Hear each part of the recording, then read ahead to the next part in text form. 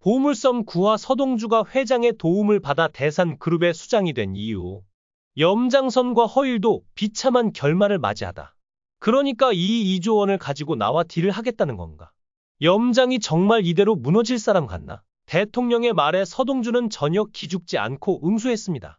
염장이 가진 건 돈과 백인데 돈은 제가 가지고 있고 백인 대통령님이 사라진다면 아무것도 가진 게 없는 거 아닙니까? 이에 대통령은 콧방귀를 뀌며 말했습니다. 자네는 뭔가 착각하는 것 같은데 자네는 나와 딜을 할 만큼 영향력이 있는 사람이 아닐세. 반면 염장은 돈과 백을 모두 잃더라도 사람 자체만으로도 훌륭한 영향력을 발휘할 수 있지. 서동주는 이런 반응을 미리 예상한 듯 가방에서 서류 봉투를 꺼내 들었습니다. 그리고 그 안에서 몇 장의 서류를 꺼내 보여줬습니다. 거기에는 서동주를 대상그룹 회장으로 임명한다는 차광철 회장과 이사진의 직인이 찍혀 있었습니다. 이 서류의 진위 여부를 확인할 필요는 없을 겁니다. 며칠 뒤 공식 발표가 나올 테니까요. 이번 영상에서는 서동주가 대상그룹 회장이 되며 염장의 뒷배인 대통령과 손잡고 염장과 허일도에게 복수하는 이야기를 다뤄보려 합니다. 성현 씨를 총으로 쏜 사람이 허일도라는 증거가 있는데 왜 그걸 경찰에 알리지 않는 겁니까? 배원배는 서동주가 총에 맞아 죽을 뻔했고 이번엔 시나몬을 억지로 먹여 또 죽을 뻔했음에도 허일도를 가만히 두는 게 이해가 안 간다고 했습니다. 서동주는 담담하게 답했습니다. 허일도는 끈떨어진 아픔이다. 저를 총으로 쏜 증거를 경찰에 넘긴다 해도 검찰총장까지 지냈던 염장선과 그 위에 어르신까지 건재하다면 허일도는 금방 풀려날 게 뻔합니다. 확실한 복수를 위해서는 염장과 허일도를 한 번에 끝장내야 합니다. 서동주는 사경을 헤매는 와중에도 자신을 몇 번이고 죽이려 했던 염장과 허일도에게 어떻게 복수할지 계획을 세우고 있었습니다. 며칠 전 염장선에게 총구를 겨누며 내가 죽어버리면 어쩔 거냐 고 협박했을 때 염장은 2조 원이 날아갈까 봐 무릎까지 끌어가며 죽지 말라 고 빌었습니다. 하지만 갑자기 마음을 바꿔 시나몬을 먹이고 병원에까지 보내며 자신을 죽이려 했다는 사실은 염장에게 이제 2조 원이 필요 없어졌다는 뜻이었습니다. 최근 1년간의 뉴스를 보면 대상그룹이 흔들리고 차덕희가 검찰 조사를 받는다는 소식이 흘러나오는데 이는 염장이 2조 원 대신 대상그룹을 삼키려는 속셈이 분명해 보였습니다. 서동주는 이를 역이용하기로 했죠. 그는 작지만 무게 있는 목소리로 말했습니다. 제가 대상그룹의 회장이 될 겁니다. 배원배는 서동주가 죽다 살아나 헛소리를 하는 걸 보며 정신이 온전치 않은 게 아닌가 생각했습니다. 배원배도 대상그룹이 대기업이라는 건 잘 알고 있었습니다.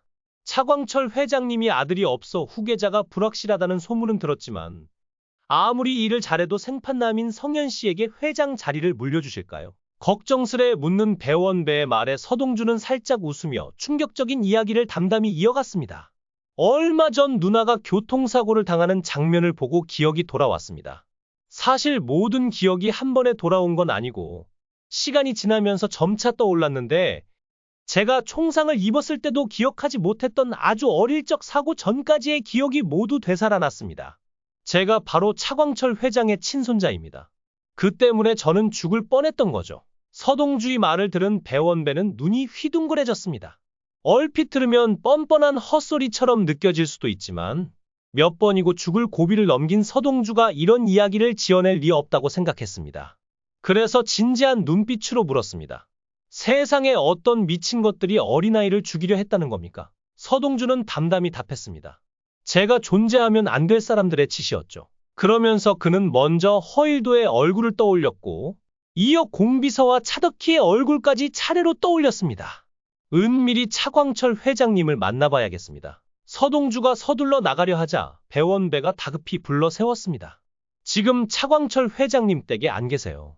밤새 성현 씨를 걱정하시다 몸이 상해서 여기 병원에 입원 중이세요. 심각한 표정을 짓던 서동주는 배원배에게 한 가지 부탁을 더했습니다. 지금은 대상그룹 19구 중 누구도 믿을 수 없는 상황입니다. 회장님도 지금 그룹 내부 문제 때문에 누구도 믿으려 하지 않으실 겁니다.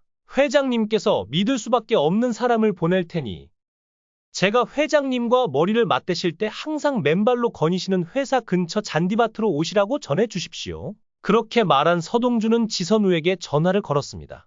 선우야, 오랜만이야. 나 동주 형이야. 전화를 받은 지선우는 깜짝 놀라며 답했습니다. 아니, 형? 도대체 어떻게 된 거야? 얼마 전 형 보러 으리으리하게 큰 집에 찾아갔었는데 어떤 아줌마가 형을 못 만나게 하던데? 지선우의 말에 서동주는 피식 웃음을 터뜨렸습니다. 그 으리으리한 집이 원래 지선우의 것이었을 텐데 그 사실을 모르고 있다는 게 서글프면서도 웃겼습니다. 웃음을 멈춘 서동주는 진지하게 말했습니다. 지금 대산병원으로 급히 와줄 수 있어? 이를 들은 지선우는 놀라며 물었습니다. 대산병원? 왜? 형, 어디 아파? 아픈 건 다 끝났고 거기서 누구 한 분을 모셔와야 할 것 같아. 밤중에 뜬금없는 서동주의 부탁이었지만 지선우는 이유도 묻지 않고 동주 형 말이라면 무조건 알겠어. 라고 답한 뒤 오토바이를 타고 대산병원으로 향했습니다. 한편 대산병원에서 간호사로 위장한 배원배가 은밀히 차광철 회장에게 서동주의 말을 전했습니다. 차광철 회장은 서동주의 말은 믿었지만 배원배가 처음 보는 사람이었기에 혹시 염장이 보낸 첩자가 아닐까 의심했습니다. 그러나 자신을 데려온 지선우를 보자 그 의심을 접을 수밖에 없었습니다. 아니, 선우야. 내가 어떻게 여길? 차광철은 뜻밖의 지선우를 만나 손이 떨렸고 지선우는 자신의 이름을 아는 차광철 회장을 의아하게 쳐다봤습니다. 제 이름을 어떻게 아세요?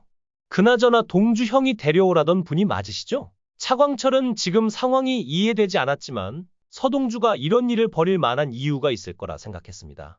심지어 자신의 사위인 김도수마저 몰래 서동주를 만나러 가야겠다고 마음먹으며 말했습니다.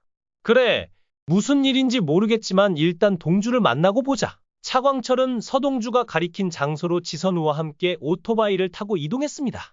회장님, 오셨습니까? 기다리고 있던 서동주는 차광철을 보고 90도로 인사했습니다.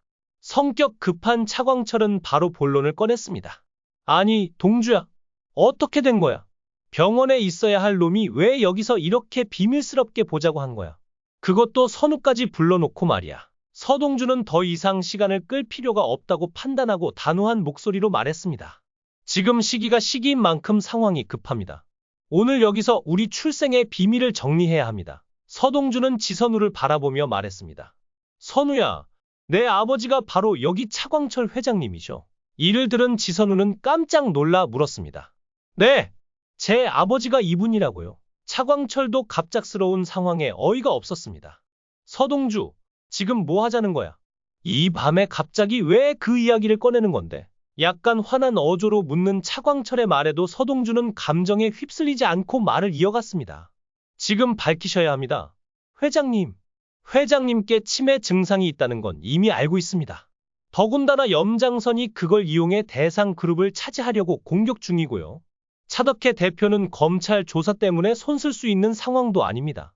염장과 허일도가 손을 잡으면 후계자가 없는 대상그룹은 허일도 차지가 되는 건 시간 문제입니다. 조금 전까지 죽다 살아난 서동주가 대산에서 일어나는 문제를 정확히 파악하고 있는 모습에 차광철은 다시 한번 놀랐습니다. 하지만 그와 지금 상황의 연관성은 여전히 이해되지 않았습니다. 그래서 지금 지선우가 차선우가 되는 것과 무슨 상관이 있나? 차광철이 이전보다 침착해진 목소리로 묻자 서동주는 담담히 답했습니다. 내일 당장 지선우를 차선우로 만들고 대외적으로 밝히셔야 합니다. 대상그룹 차광철 회장님의 아들이 존재하며 그의 아들이 후계자가 될 거라는 사실이 알려지면 이사진도 함부로 허일도를 회장으로 추대하기 힘들 겁니다. 지선우가 아무리 차선우가 된다 해도 아직 나이도 어리고 회사를 물려받으려면 실무 경험과 몇 년의 시간이 더 필요할 텐데 과연 이사진이 그걸 기다릴까요? 차광철이 서동주를 향해 약간 실망스러운 말투로 물었습니다. 그러나 서동주는 전혀 흔들리지 않고 답했습니다. 물론 선우의 존재는 이사진이 고민할 충분한 명분을 제공하겠죠. 하지만 그들이 몇 년 동안 허일도 편에 서지 않을 거라는 보장은 없습니다. 이번 발표는 회장님이 그토록 원하셨던 지선우가 차선우가 되는 일이고 대상그룹에서 허일도 편에 서려는 이들에게 혼란을 주기 위한 것일 뿐입니다. 회장님이 후계자 자리를 물려줘야 할 사람은 선우가 아니라 회장님의 또 다른 핏줄입니다. 서동주의 말을 들은 차광철은 찌푸렸던 얼굴을 더 찌푸렸습니다. 자신의 핏줄이라곤 허태윤 뿐인데 허태윤이 라면은 잘 끓여도 대상그룹 후계자로는 맞지 않는다는 사실을 누구나 알고 있었죠. 아무리 머리를 굴려도 답이 나오지 않던 차광철은 답답하다는 듯 말했습니다. 서상무가 내 핏줄이었다면 나는 2번 생각 않고 후계 자리를 물려줬을 걸세. 하지만 그게 아니라면 아무리 생각해도 내 핏줄 중 후계자가 될 사람은 없어 보이는데.